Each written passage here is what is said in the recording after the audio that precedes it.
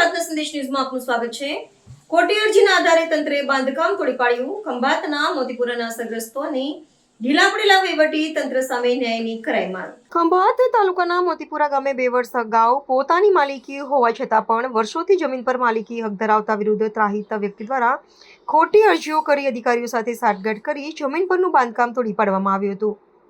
ખંભાત તાલુકાના મોતીપુરા ગામે survey number 277 જૂનો સર્વે નંબર 31માં ત્રાહિત વ્યક્તિને કોઈ પણ જાતની લેવા દેવા નથી, છતાં પણ જમીન પચાવી પાડવાના ઈરાદાથી ત્રાહિત વ્યક્તિ દ્વારા ખોટી અરજીઓમાં જણાવ્યું હતું કે કોઈ પણ જાતના પંચાયતી રેકર્ડ પર ઠરાવ કર્યા સિવાય સરકારશ્રી દ્વારા જમીન ફાળવવાની રેકર્ડ માહિતી વિના અરજદારોએ તદ્દન બિનકાયદેસર દબાણ કરી જમીન પર ખૂબ મોટા પાયે દબાણ કરેલ છે તેવું અરજીમાં જણાવી અધિકારીઓ સાથે મિલીભગત કરી ખંભાત તાલુકા વિકાસ અધિકારી તેમજ તેમના સ્ટાફ સાથે પોલીસ પ્રોટેક્શન સાથે દૂર કરવામાં આવ્યું હતું।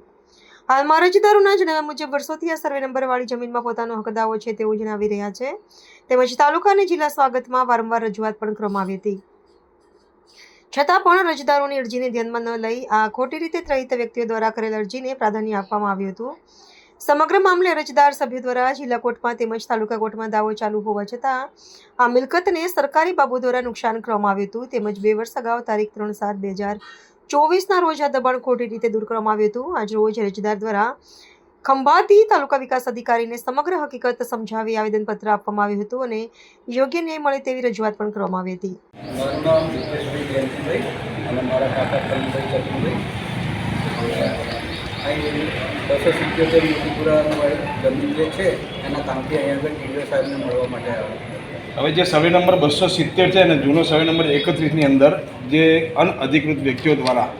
આ દબાણને તોડી પાડવામાં આવ્યું હતું, જેની તારીખ છે 3/7/2024, એના વિશે આપ શું કહેવા માગો છો? આ મોતીપુરાના સર્વે નંબર 277ની હકીકત એવી છે કે આ સર્વે નંબરના મૂળ ખાતેદારો ત્રિકમભાઈ માનાભાઈ અને શિવાભાઈ આશાભાઈ હતા 1951થી અને આજે છે, અને એના અમે સીધી લીટીના વારસદારો છીએ। અમે જે ઊભા છીએ અમે સીધી લીટીના વારસદારો છીએ। અમે વારસદારો હોવા છતાં ત્રાહિત વ્યક્તિની અરજીના આધારે તમે આ જમીનના માલિક નથી અને તમે દબાણ કર્યું છે એમ કહી તાલુકા પંચાયતના ટીડીઓશ્રી અને મામલતદાર કચેરીએ સંયુક્ત રીતે સરપંચ સાથે નોટિસ આપી અને અમારું કહેવાતું દબાણ દૂર કર્યું, પરંતુ જે આ સર્વે નંબરની અંદર ત્રાહિત વ્યક્તિઓ છે કે જેઓ મકાનો બનાવીને બેઠા છે, જેમણે કોઈ ઠરાવ કર્યો નથી, પંચાયત દ્વારા કોઈ ઠરાવ કરવામાં આવ્યો નથી, કોઈ મંજૂરી આપવામાં આવી નથી કે નથી 7/12માં એમનું નામ, છતાં પણ તેઓ ત્યાં મકાન બનાવીને બેઠા છે, તો એમના એ દબાણો છે એ દબાણો આ કચેરી દ્વારા આજ દિન સુધી દૂર કરવામાં આવ્યા નથી। અમારું કહેવાતું દબાણ દૂર કર્યાને આજે 2 વર્ષ થઈ ગયા, છતાં પણ 2 વર્ષ સુધી એ લોકોનું જે ત્રાહિત વ્યક્તિઓ છે જે ખરેખર દબાણ કરતા હોય છે એમનું દબાણ અમને દૂર કર્યું નથી। સીધી રીતે આર્ટિકલ 14નું ઉલ્લંઘન કર્યું છે કે ભાઈ કાયદા સમક્ષ સમાનતા, તો ખાતેદારને જો તમે દૂર કરતા હોય તો ત્રાહિત વ્યક્તિને તો તમારે દૂર કરવા જ પડે, એ સમાનતા પણ અમને જાળવી નથી। આ સર્વે નંબર પર કોઈપણ જાતનો કોર્ટ કેસ યા દાવો ચાલી રહ્યો છે? આ સર્વે નંબર પર 67/21 તેમજ 20/2024 4/24 એવા 3-4 દાવાઓ ચાલી રહ્યા છે અને 67/21 તો 2021નો અમે દાખલ કર્યો હતો। એ સમય દરમિયાન આ કેસ ચાલુ હોવા છતાં 2024ની અંદર અમારું જે કબજો હતો એ તોડી પાડવામાં આવ્યો અને અત્યારે જ્યારે અમે ત્રાહિત વ્યક્તિઓના દબાણ દૂર કરવા માટે અરજી આપી, તાલુકા સ્વાગતમાં અરજી આપી, જિલ્લા સ્વાગતમાં અરજી આપી, તો પત્ર વ્યવહાર કરીને અમને એમ જણાવવામાં આવે છે કે ભાઈ 67/21નો દાવો ચાલુ છે માટે અમે કાંઈ કરી ના શકીએ। તો 2024માં 67/21નો દાવો તો ચાલુ જ હતો, છતાં પણ તમે અમારું